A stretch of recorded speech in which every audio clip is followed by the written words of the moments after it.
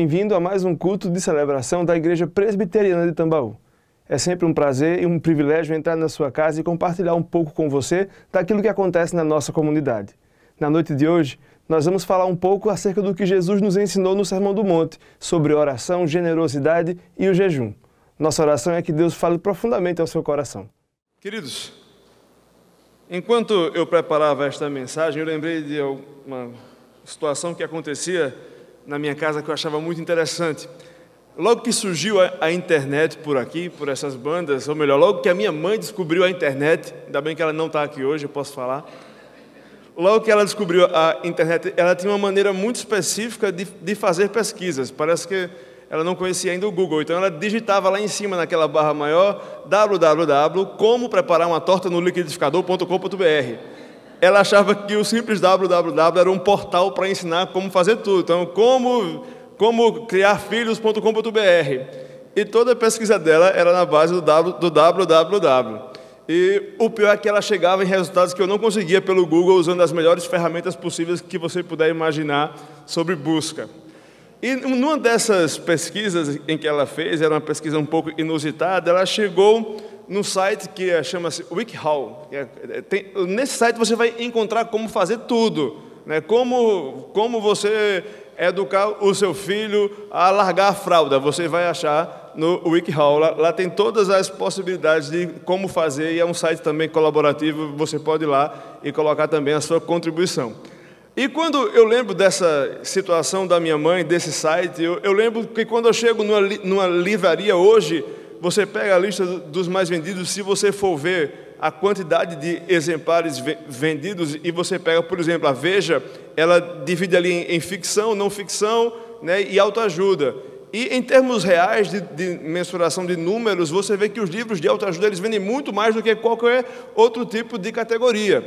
E eu tiro isso também pela própria livraria que nós temos aqui na igreja. Os livros que mais saem são os livros mais técnicos. Como você salvar seu casamento, né? Como educar crianças.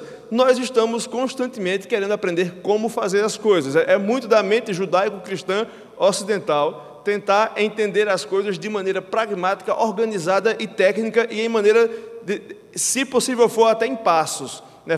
Comece por aqui, depois pense sobre isso, tome 3 decisões e faça desse jeito. Não são poucas as vezes que nós, quando estamos conversando com alguém aqui no gabinete pastoral, recebemos pessoas que querem saber como resolver uma situação. E elas muitas vezes procuram o pastor ou algum conselheiro bíblico procurando a solução, uma espécie de mapa para a resolução dos seus problemas. E quanto mais diretivo ela encontrar uma resposta, mais prático para ela vai ser aquilo ali. Né? Nós estamos muito acostumados a querer encontrar as respostas fáceis, né, e guias bem diretivos e descomplicados para resolver as coisas da nossa vida.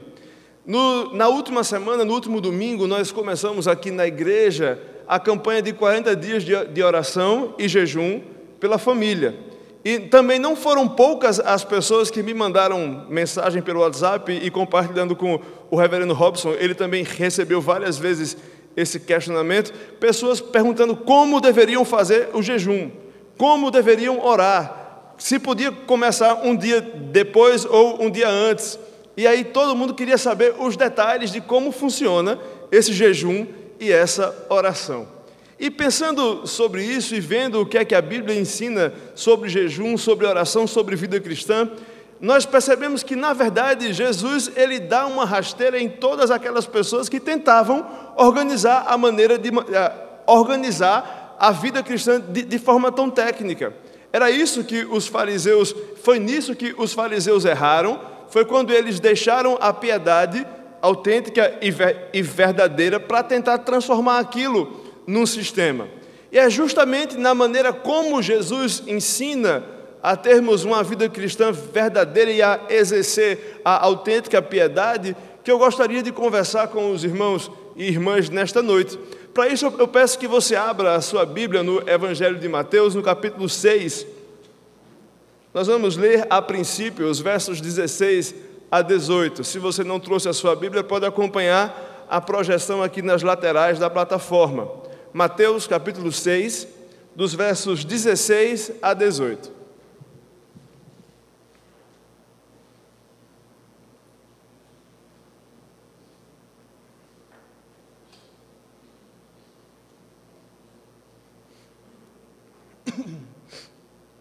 Diz assim a palavra de Deus: quando jejuardes, não vos mostreis contristados como os hipócritas, porque desfiguram o rosto com o fim de parecer aos homens que jejuam. Em verdade vos digo que eles já receberam a recompensa. Tu, porém, quando jejuares, unge a cabeça e lava o rosto, com o fim de não parecer aos homens que jejuas, e sim ao teu Pai em secreto, e teu Pai que vê em secreto te recompensará. Oremos. Senhor, nós te agradecemos pela tua palavra. Te agradecemos porque ela não nos deixa permanecer na superficialidade, mas nos força a aprofundar no conhecimento do Senhor. Nos força a rever e a reavaliar as nossas motivações. Te pedimos que o teu Santo Espírito venha esquadrinhar a nossa alma nesta noite. Venha levar a nossa mente à reflexão daquilo que o Senhor tem para cada um de nós através dessa palavra. Que ela encontre em nossos corações terreno fértil e possa dar frutos. Usa o teu servo, Pai, apesar das minhas limitações. É assim que nós te oramos, em nome de Jesus. Amém. Eu peço que você mantenha a sua Bíblia aberta. Nós vamos passear um pouco ainda nesse capítulo do Evangelho de Mateus. Se você olhar um pouco antes desse discurso que Jesus faz, você vai ver que o ministério de Jesus estava em ampla expansão. Alguns momentos atrás, Jesus vai e se estabelece na terra de Cafarnaum, e ele passa alguns meses pregando ali. E seu ministério vai tomando corpo. As pessoas começam a ouvir sobre aquele homem que tinha palavras de misericórdia, palavras de perdão, palavras de salvação, e que demonstrava através de sinais, prodígios e maravilhas que ele era assim o Messias que aquelas pessoas tanto esperavam.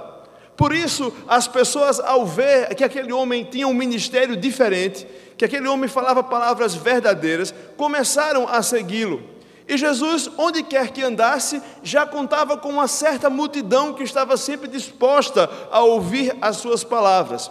Algumas daquelas pessoas queriam apenas ouvir palavras que confortassem seu coração.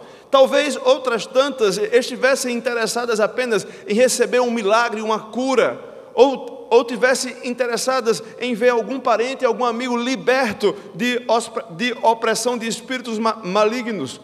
Mas o fato é que onde quer que Jesus andava, uma multidão o seguia. E depois dessa temporada que ele passa em Cafarnaum, ele segue para a Galileia, a multidão continua lhe seguindo, a multidão continua disposta a lhe ouvir, e certo dia ele sobe ao Monte das Oliveiras, que tinha uma acústica especial, e ali ele ministra o seu sermão, que nós conhecemos hoje como o Sermão do Monte. E ali, naquele momento em que ele junta aquelas pessoas e ele começa a falar como deve ser a vida dos cristãos, como deve ser a vida real dos filhos de Deus, ele dá um saculejo em toda a cosmovisão que aquelas pessoas tinham sobre o que era a vida correta, o que era uma vida santa e uma vida reta. Talvez você olhe para esse texto que nós acabamos de ler e conclua, não, Jesus ensinou como é que se deve jejuar. Ele deu passos bem específicos. Se você fosse alguém que ouvisse Jesus aquele dia no Monte das Oliveiras, você não teria essa conclusão, porque tudo que Jesus ensina aqui era simplesmente contrário àquilo que aquelas pessoas viviam e viam nos homens que eram responsáveis pela educação espiritual dos judeus ali de Jerusalém. Quando Jesus diz, olha, vocês devem jejuar em secreto, vocês devem lavar o rosto, lavar o cabelo, devem viver uma vida normal e organizada. Jesus simplesmente coloca em xeque toda a ideia que aquelas pessoas tinham sobre jejum, sobre espiritualidade e sobre religiosidade. Jesus, ele eleva o jejum a um outro plano que aquelas pessoas talvez ainda não tivessem pensado ou refletido. Jesus os convida a aprofundar essa reflexão a camadas mais finas e mais profundas do ser daquelas pessoas que ouviam as suas instruções. E sabe como nós podemos entender melhor o que se passava nesse discurso de Cristo? É quando nós olhamos um pouco antes, ainda no capítulo 6, as suas instruções, quando ele começa a falar, ainda no versículo 1, e eu peço que você abra a sua Bíblia lá, por favor. E veja o que é que ele diz no versículo 1 do capítulo 6. Guardai-vos de exercer a vossa justiça diante dos homens, com o fim de serdes vistos por eles. De outra sorte, não tereis galardão junto de vosso Pai celeste. Guardai-vos de viver a sua justiça. Sabe o que é que Jesus está falando aqui? Aquelas pessoas sabiam muito bem sobre o que se tratava. Quando um judeu era um bom judeu, ele sabia que existia um conjunto de regras chamada Sakad.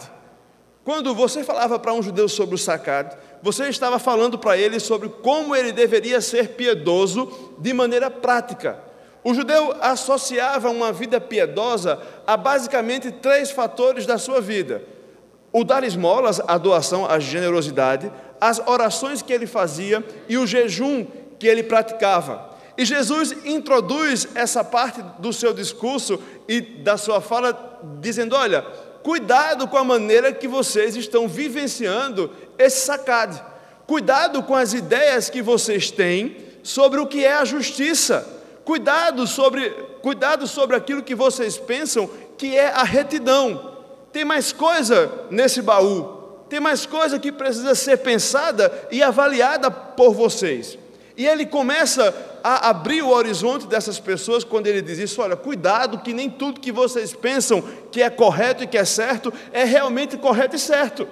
E ele começa a trabalhar e a falar justamente sobre esses 3 alicerces básicos que essas pessoas entendiam que era a vida correta, uma vida para Deus.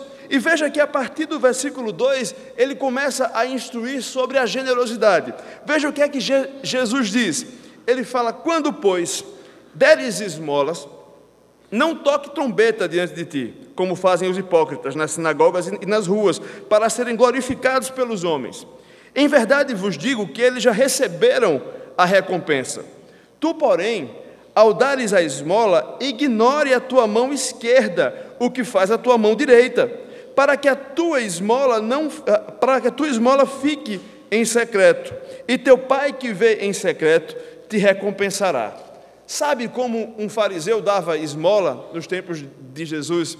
Existiam trombetas que eram feitas com chifres de carneiro, e em épocas de seca, quando as pessoas que precisavam de alguma doação, algum auxílio, chegavam em Jerusalém, os fariseus mandavam que tocassem essas trombetas, para que todo mundo soubesse que era hora deles ajudarem as pessoas que estavam famintas e necessitadas.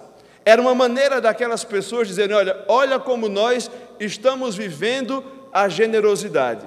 É lógico que quando Jesus dá essa instrução a estas pessoas, ele não está ensinando você a, quando parar no sinal, esconder a mão para trás e dar só com uma. Jesus, ele não era o mestre das minúcias e da literalidade. Ele quer que aquelas pessoas entendam que ao ajudar alguém, o propósito principal da sua generosidade não é ser visto. Se ela puder fazer escondido, faça escondido. Mas se ela também souber usar aquela oportunidade para ensinar outras pessoas a serem generosas, ela também pode usar. Às vezes nós nos pegamos na minúcia da letra e achamos: não, Jesus disse que tem que ser só com a mão esquerda e não com a mão direita, que é para ninguém ver. Mas pense que muitas vezes nós ensinamos aos nossos filhos, às pessoas que convivem conosco, através do exemplo. E o próprio Jesus diz no capítulo 5, se você olhar, ele diz: olha, não se esconde uma candeia embaixo da cama. Vocês devem ser luz do mundo. Vocês devem ser sal e luz. Vocês têm que fazer diferença com o seu testemunho, e as pessoas precisam ver que a sua vida é diferente. Então Jesus, ele não está sendo incoerente como quando em alguns instantes depois disso, ele diz: olha, quando você for generoso, faça isso em secreto. O que Jesus quer que essas pessoas entendam, o que Ele quer que nós entendamos ainda hoje, é que a generosidade ela tem que ser praticada de maneira que o nome de Deus seja glorificado e não o nosso nome. Não tem problema em eu ser visto praticando a generosidade, mas tem todo o problema eu praticar a generosidade para ser visto. É esse o princípio que Jesus lança para esses homens e essas mulheres que lhe escutavam há quase 2000 anos atrás e para a gente que escuta isso hoje. E talvez você, como muitos daqueles ouvintes de Jesus, digam: não, mas isso não se aplica a mim. E na verdade nós precisamos dar um passo adiante no nosso autoexame e olhar para as nossas reais motivações quando nós fazemos o que fazemos. Porque ser cristão, viver para Deus, não é tão fácil, não é tão simples, não é tão cartesiano quanto às vezes parece. Às vezes eu posso estar fazendo a melhor das boas ações, mas as minhas motivações não são as mais corretas diante de Deus. Quando Jesus começa a bombardear esses 3 alicerces da justiça dos homens, Ele quer que aquelas pessoas reflitam por que elas fazem o que fazem. E ele segue, e ele fala ainda nesse trecho, ele nos apresenta um grupo de pessoas, um personagem sem nome, que pode ser qualquer um de nós em alguns momentos da nossa vida. Ele diz: olha, não faça como fazem os hipócritas. Não sei se você sabe, mas do radical grego original, que serve para hipócritas, é que nós chegamos à palavra ator, alguém que representa. Hipócrita é alguém que se coloca numa posição que na verdade não é aquilo que se passa no seu coração. No caso específico aqui das pessoas que Jesus falava, ele falava das pessoas que faziam as coisas como se fossem para Deus, mas que na verdade, na essência do seu coração, aquelas coisas não eram para Deus.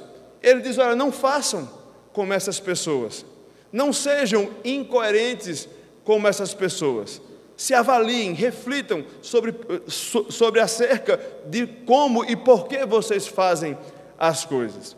E ele segue essa reflexão junto com aquela grande multidão, e ele continua o seu discurso no versículo 5, quando a gente lê assim: e quando orardes, não sereis como os hipócritas, porque gostam de orar em pé nas sinagogas e nos cantos das praças, para serem vistos dos homens. Em verdade vos digo que eles já receberam a recompensa. Tu, porém, quando orares, entra no teu quarto e, fechada a porta, orarás a teu pai que está em secreto. E teu pai que vê em secreto te recompensará. E orando, não useis de vãs repetições como os gentios, porque presumem que pelo seu muito falar serão ouvidos. Não vos assemelheis, pois, a eles, porque Deus, o vosso Pai, sabe o de que tendes necessidade antes que lhe peçais. Um fariseu, bom fariseu, orava 3 vezes ao dia. E era comum em Jerusalém você ver nos pontos mais movimentados da cidade, quando dava a hora da oração, aqueles quarteirões mais movimentados, aquelas esquinas mais movimentadas, eram tomadas pelos fariseus que ao soar da trombeta, se prostravam com o rosto no chão e ali realizavam as suas preces voltados para Jerusalém. E aqueles homens eram conhecidos pelas suas orações em público, e eles levantavam as suas mãos e oravam alto para que todas as pessoas vissem que eles eram homens piedosos, homens de oração. E quando Jesus olha para a oração, ele diz: olha, não sejam como essas pessoas que vão somente orar nas esquinas. Quando você for orar, se tranque no seu quarto e ore somente você e Deus. Mais uma vez, é importante olhar para o que Jesus dizia na sua essência e não somente no como fazer. Na verdade, se você for olhar a literalidade do texto, você vai ver que o que está traduzido por quarto, na verdade é dispensa. Uma casa em Jerusalém nos tempos de Jesus só tinha porta na despensa, que era onde se guardavam as coisas. E aqui ele diz, olha, se você for orar, se esconda dentro da despensa, passe a chave e ore ali somente você e Deus. Quando Jesus dá essa instrução sobre oração, ele mais uma vez lança os seus olhos sobre a motivação daquele que ora. Ele diz, olha, se você está orando para que os outros vejam, pare com isso. Se você quer orar ao Senhor, faça isso em secreto. Isso não quer dizer que eu não possa orar em público, tanto que logo depois o próprio Jesus ensina uma oração que é feita em comunidade, que é a oração do Pai Nosso, tanto que já começa com Pai Nosso.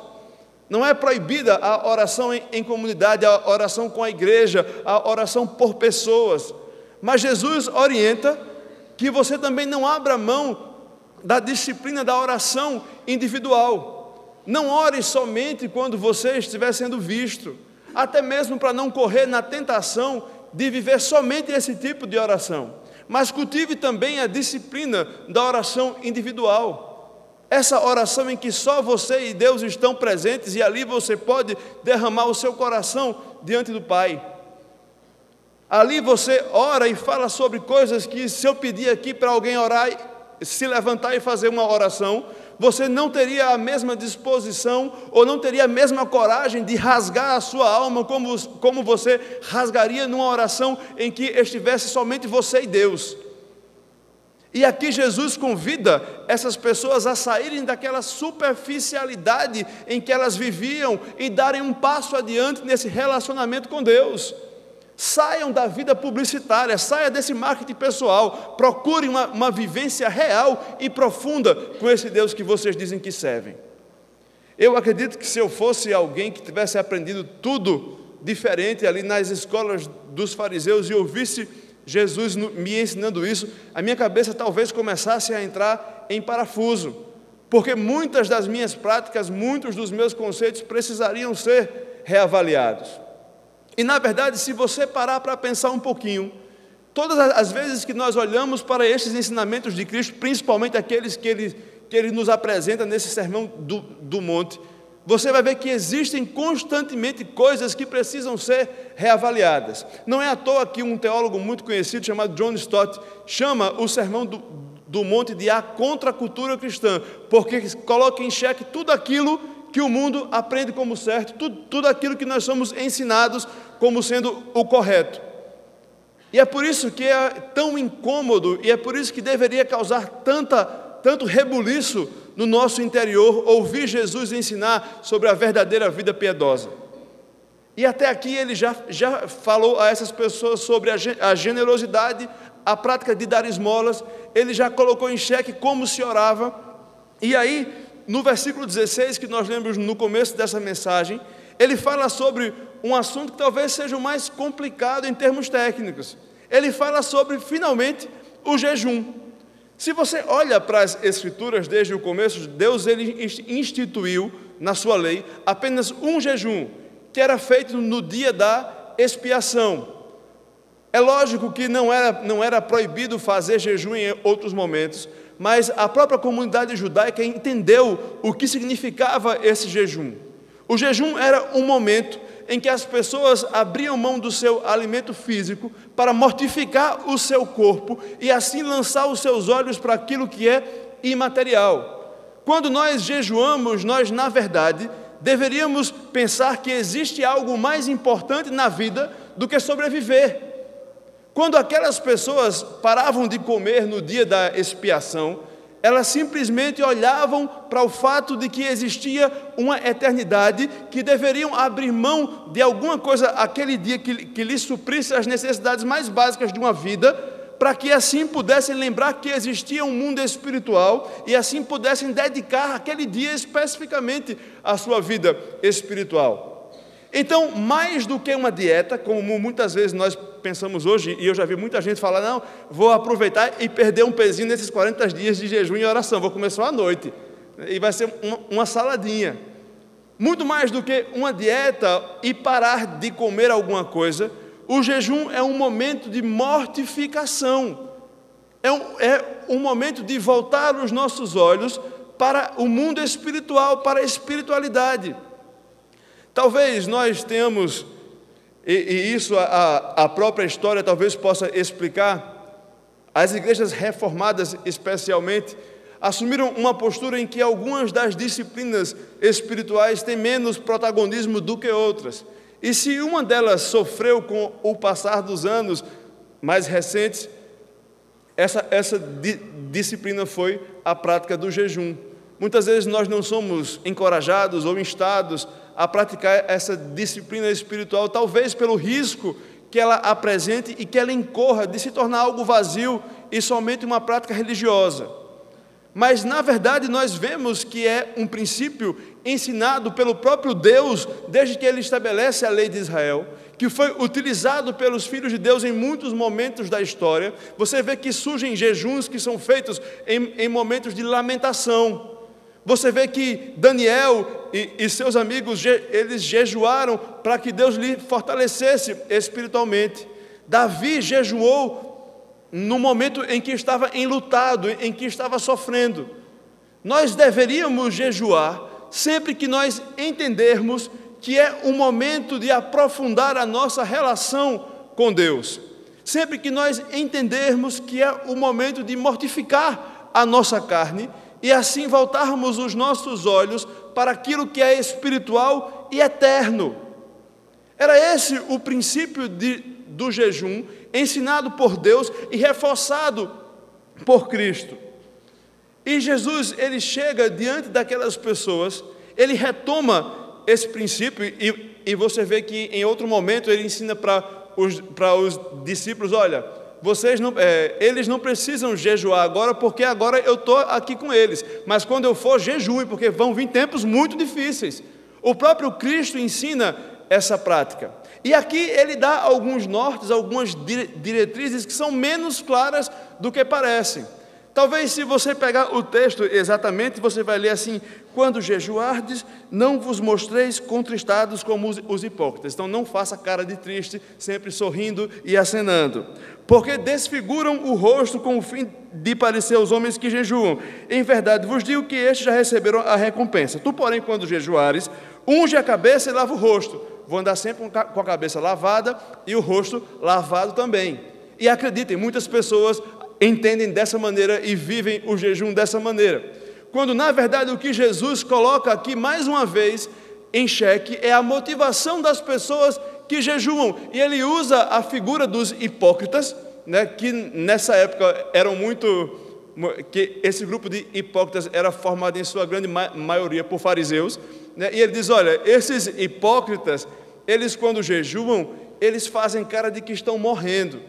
E era muito comum, e aí eu já lhes falei que somente um jejum era designado por Deus, que era esse jejum do dia da expiação, mas os fariseus, eles se gabavam de fazerem 2 jejuns por semana. Era na terça e na quinta, que era dia de feira, em Jerusalém. Então a cidade ficava lotada. E era muito comum esses homens cobrirem o rosto de cinza, né? Eles pegavam cinza, passavam na cara e saíam com cara de sofrido pela rua, para que as pessoas vissem que aquele dia era um dia de jejum.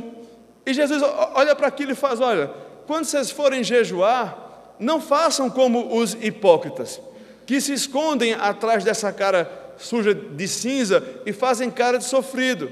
Quando vocês forem jejuar, vivam como se fosse um dia normal. E sabe como era um dia normal? Tome seu banho, arrume seu cabelo e vá para a rua. Por isso que ele diz, olha, lava o rosto, arruma o cabelo e viva a sua vida e viva o seu jejum. Jesus, ele refaz todo o conceito que aquelas pessoas tinham de que o jejum era um jejum público, que as pessoas deveriam ver. E ele olha e diz, olha, não, quando vocês jejuarem, isso deve ser algo que parta de dentro para fora. Deve ser uma atitude do seu coração. Tem que ser muito mais do que somente uma prática religiosa. Tem que ser algo que tem a ver com a sua espiritualidade, que lhe leve a um outro nível de relacionamento com Deus, que isso seja de verdade, que não seja somente uma apresentação ou um reality show espiritual para as pessoas verem que você está jejuando. Sendo muito prático, nós muitas vezes nos deparamos com alguns dilemas. Algumas pessoas até ficam, quando estão jejuando, ficam constrangidas, né? Não, eu não vou comer porque eu não vou comer. Mas por quê? Não vou comer. Por que você não vai comer? Eu estou jejuando. Não é essa a ideia que Jesus apresenta quando ele fala que o jejum deve ser feito em secreto. Mais uma vez, a máxima serve para o jejum, como serve para a oração, como serve para a generosidade. Você não está errado e não perde o valor do seu jejum se for visto jejuando. Mas se você jejua para ser visto, seu jejum não vale de nada. É por isso que Jesus diz, olha, quando você jejuar, jejue em secreto. Mas se as pessoas lhe virem jejuando, não tem problema não. Faz parte até mesmo do seu testemunho. O que eu queria que nós entendêssemos era que Jesus estava chamando aquelas pessoas para uma vida espiritual mais profunda, além da norma e além da regra, além das minúcias. Jesus não estava interessado em quantas horas aquelas pessoas iam jejuar. Ele não estava interessado em quantos dias iria durar esse jejum. Mas ele estava interessado nas motivações que levavam aquelas pessoas tanto a dar esmolas, quanto a orar e quanto a jejuar. Ele queria que aquelas pessoas entendessem que existe mais coisa na vida espiritual do que somente a prática vazia. E sabe por quê, meus queridos? Porque quando nós começamos a viver uma vida cristã, quando nós começamos a ter práticas espirituais, nós, como seres pecadores que somos, sempre somos colocados diante de uma situação em que as próprias coisas boas e corretas que nós fazemos, nós conseguimos desvirtuar.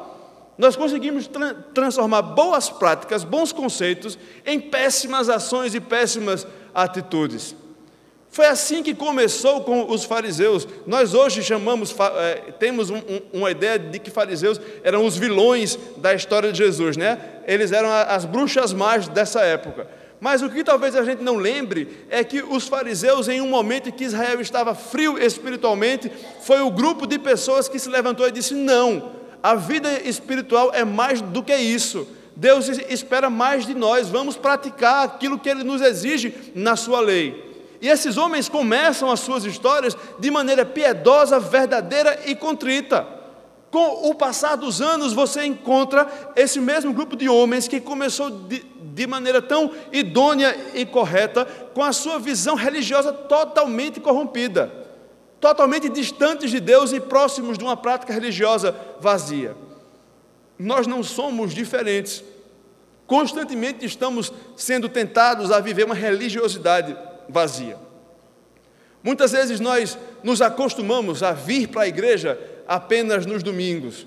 Talvez nós sejamos aquelas pessoas que, quando a coisa aperta, frequenta círculo de oração de segunda a segunda, e se tiver 2 no dia, vai também. Que talvez, quando a coisa aperta, não, agora eu vou dizimar. Ou então, quando a coisa rocha ainda mais, não, eu agora vou orar 5 vezes por dia, eu agora vou jejuar também de segunda a segunda. E nós estabelecemos uma relação com Deus que é baseada numa religião vazia, numa prática inócua. Estamos diante desse perigo quando falamos de generosidade. Estamos diante desse perigo quando falamos sobre orar, quando falamos sobre jejuar. E é um perigo que constantemente nos assola, porque a qualquer momento nós podemos virar hipócritas e fariseus. E isso era tudo que Jesus não queria quando falava para aquelas pessoas. Quando nós olhamos para esse discurso de Jesus, nós também vemos que ele estava preocupado com a ideia que aquelas pessoas tinham sobre aquilo que eles iriam alcançar através daquela prática espiritual. Veja que em todos os textos que nós lemos, Jesus encerra cada bloco quando ele fala, por exemplo, da generosidade. Ele fala, olha, essas pessoas que dão as esmolas para serem vistas, elas já receberam a sua recompensa, que é a glória dos homens. Essas pessoas que jejuam para serem vistas, elas já receberam a sua recompensa, que é o aplauso das pessoas que estão lhes vendo. Se tem um perigo numa vida de hipocrisia, é que aquilo que nós procuramos através da hipocrisia, que é a glória dos homens, nós vamos obter. É certeza. Porém, é só isso.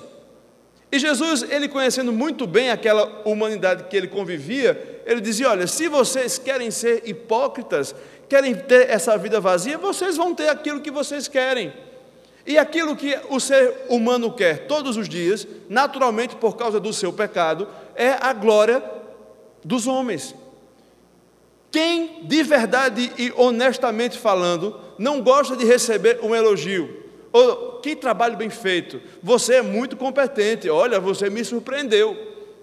Palavras que massageiam o nosso ego e que acarinham a nossa alma, nos faz bem. E isso é um dos grandes perigos que pode nos alcançar quando nós, de repente, nos vemos enredados numa vida que, na verdade, ela é hipócrita. Nós fazemos as coisas dizendo e vestindo como se fossem por amor a Deus, e, na verdade, elas são simplesmente para receber aplausos para a nossa própria glória. Muitas vezes nós nos deparamos e nós nos olhamos no espelho, e se formos honestos, vamos ver que as nossas motivações estão equivocadas. E Jesus sabia disso. Por outro lado, Jesus também sabia, ao olhar para aquela multidão, que no meio daquela multidão havia pessoas que estavam interessadas em receber algo em troca, através daquilo que faziam, ou através até mesmo da convivência com Jesus. Ele sabia que muitas pessoas ali só estavam interessadas no milagre. E Jesus, ele sabe tanto que às vezes nós praticamos tanta generosidade, quanto a oração, quanto os jejuns, em troca de alguma coisa que nós chamamos de graça, que ele diz, olha, e aí nós vamos ver isso um pouco mais na frente. Veja o que é que ele diz lá no versículo 34 do capítulo 6 ainda. Ele diz assim, só para a Lama encontrar aí, diz assim: portanto, não vos inquieteis com o dia de amanhã, pois amanhã trará os seus cuidados, basta ao dia o seu próprio mal. Antes disso um pouco, ele vai falar para aquelas pessoas, olha, não andem ansiosos por nada, porque Deus sabe de tudo, antes mesmo de você pedir. Deus vai suprir tudo aquilo que você precisa, antes mesmo de você pedir. O que Jesus quer ensinar para essas pessoas é que, olha, não é porque você ora mais ou ora menos que Deus vai lhe dar aquilo que você está achando que precisa. Não é por causa do seu jejum que os céus vão se mover e você vai alcançar determinada graça. O que Jesus está querendo ensinar é que, olha, jejum, oração e generosidade não se faz em troca de algo. Nada daquilo que nós recebemos de Deus é devido aos nossos esforços. Não é porque eu vivo em ciclo de oração, ou porque eu faço 40 jejuns de 40 dias por ano, que é impossível. Se eu consigo fazer isso tudo, nem assim eu vou ter a garantia de que terei algo de Deus, porque não depende de nada que eu faço, porque a própria palavra de Deus nos ensina que não existe nada de bom que o ser humano faça que seja realmente bom. Não existe mérito nas graças que eu alcanço de Deus. O jejum não serve para isso. O jejum não serve para que eu alcance, não, eu preciso comprar uma casa nova. Se tem pregador pregando isso, não é pregador do Evangelho, porque não foi isso que Jesus ensinou. Jesus ensinou o jejum como uma prática espiritual que nos aproxima de Deus, que nos faz entender que existe mais do que nós somente vemos, tocamos ou sentimos.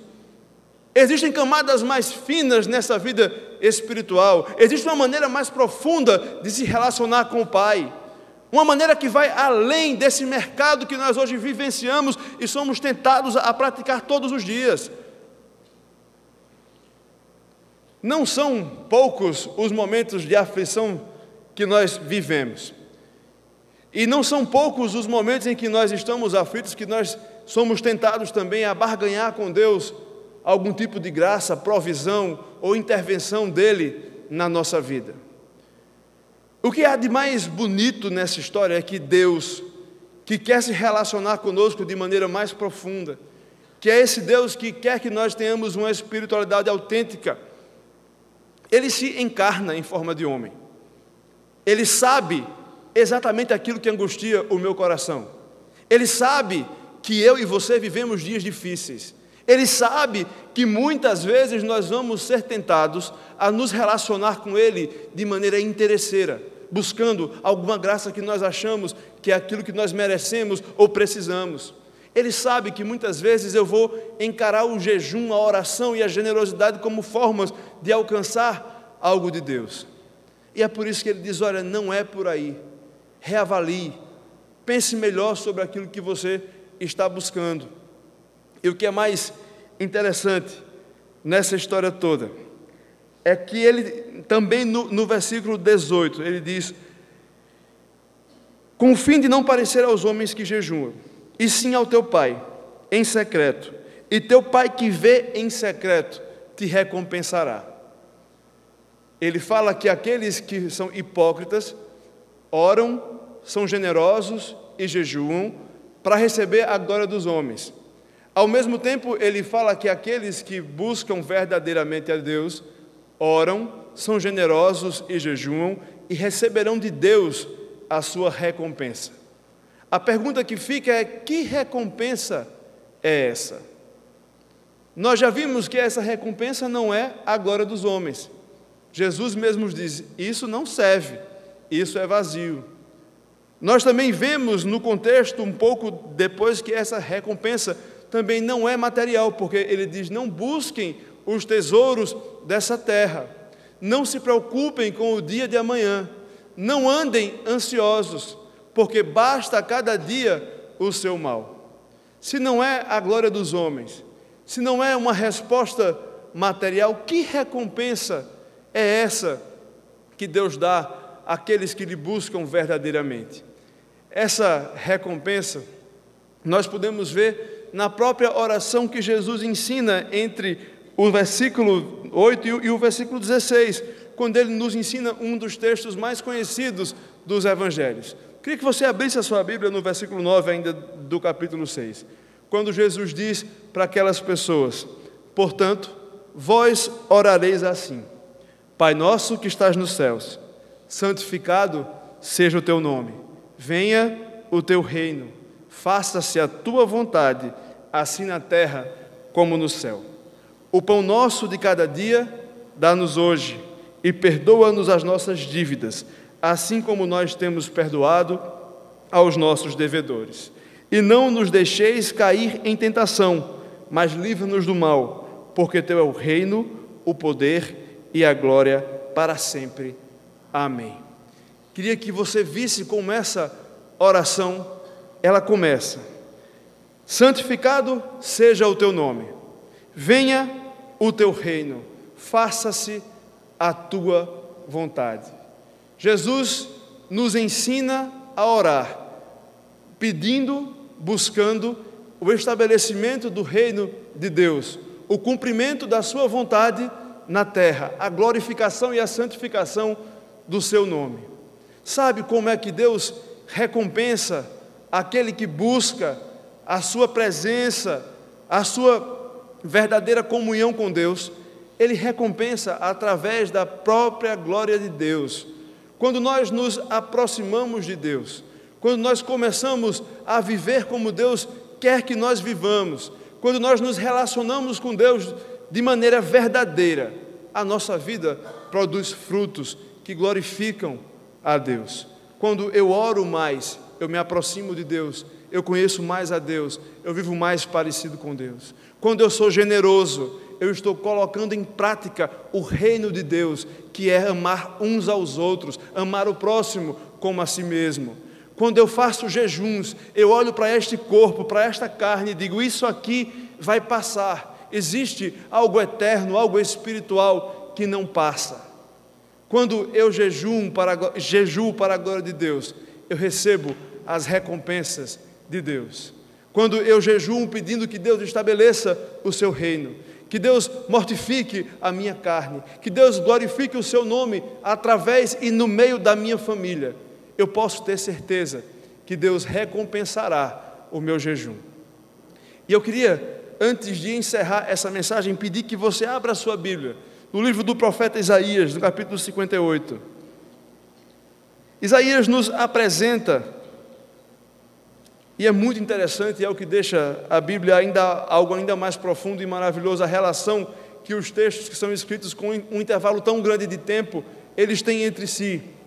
E Jesus, ele faz essa relação entre as práticas espirituais e o estabelecimento do reino de Deus. E Isaías, algumas centenas de anos antes, ele nos apresenta essa mesma prática, só que de uma outra visão ainda mais ampla. E a partir do versículo 6, só um minutinho, Juninho, por favor. A partir do verso 6, do capítulo 58, ele diz assim, eu vou ler na NVI, porque eu acho que tem mais força, mas você pode tentar acompanhar na sua tradução. A NVI é a nova versão internacional. Esse texto que você está vendo na projeção é a revista e atualizada, mas eu queria que você prestasse bastante atenção.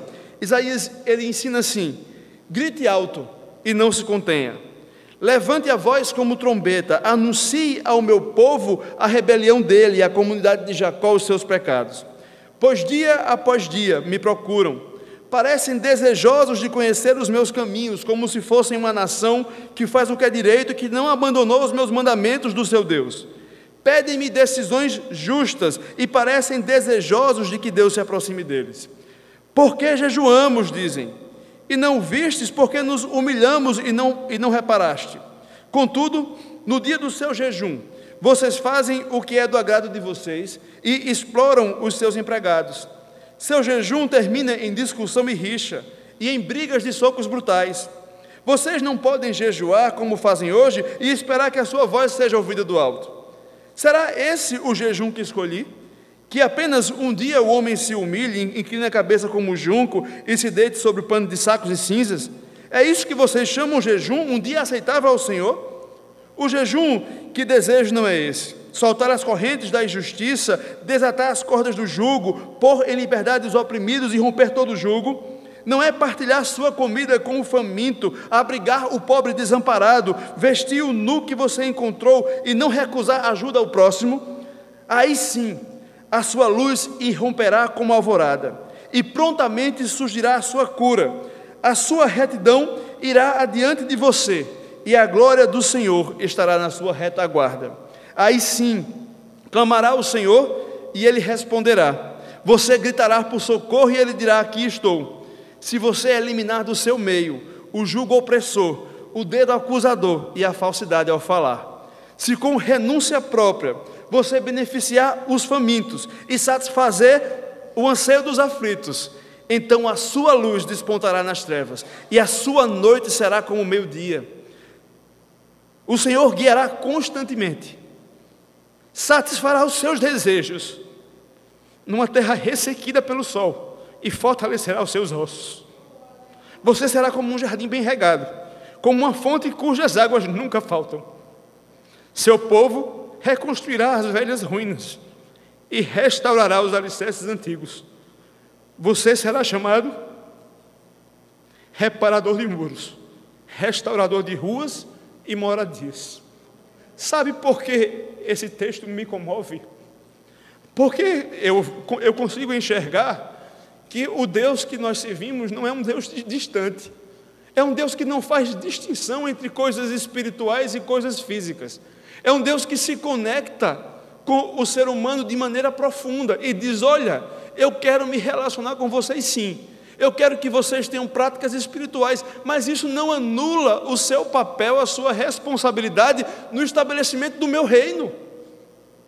Não tem condição de você somente ser espiritual, de você somente orar muito, ser muito bondoso e jejuar muito, se você não amar o seu próximo como a si mesmo. Se você no dia do seu jejum não viver como um cristão de verdade, se você não abandonar a religiosidade e a motivação do seu coração não for viver para servir, não existe espiritualidade verdadeira se eu não vivo para servir e amar meu próximo. Não são dissociados amar a Deus acima de todas as coisas e amar o próximo como a ti mesmo. São coisas que andam juntos, e isso é a maravilha do Evangelho de Jesus Cristo, é que Ele nos traz uma perspectiva, uma possibilidade de vida real para hoje, um reino de Deus que se estabelece hoje, através da minha vida. As práticas que eu chamo de práticas e disciplinas espirituais, na verdade elas só fazem sentido se elas forem estabelecidas através do meu testemunho, através da minha convivência e do meu amor ao próximo. Se eu não amo ao próximo, eu não testemunho que amo a Deus. Se eu não vivo o reino de Deus, a minha oração é vazia, a minha generosidade é vã e meu jejum é inócuo. É isso que Jesus queria que aquelas pessoas entendessem, quando Ele os convida a refletir sobre a sua religiosidade vazia, quando Ele os convida a pensar que nós precisamos mergulhar numa vivência mais profunda com o Senhor nosso Salvador. Que nós, ao sairmos daqui hoje, sejamos desafiados pelo Espírito Santo de Deus a repensar por que fazemos o que fazemos, por que praticamos o que praticamos, e que o próprio Espírito de Deus nos leve a viver o espírito da oração que Jesus Cristo nos ensinou. Que as nossas práticas reflitam o desejo de buscar o reino de Deus, de fazer a sua vontade e santificar o seu nome. Eu convido a igreja a ficar de pé. Eu queria convidar você a cantar esta oração com o grupo de louvor. Se esse for o desejo real do seu coração, não somente religiosidade, mas se o Espírito Santo de Deus lhe leva a isso, que você possa orar ao Senhor a oração que Ele nos ensinou.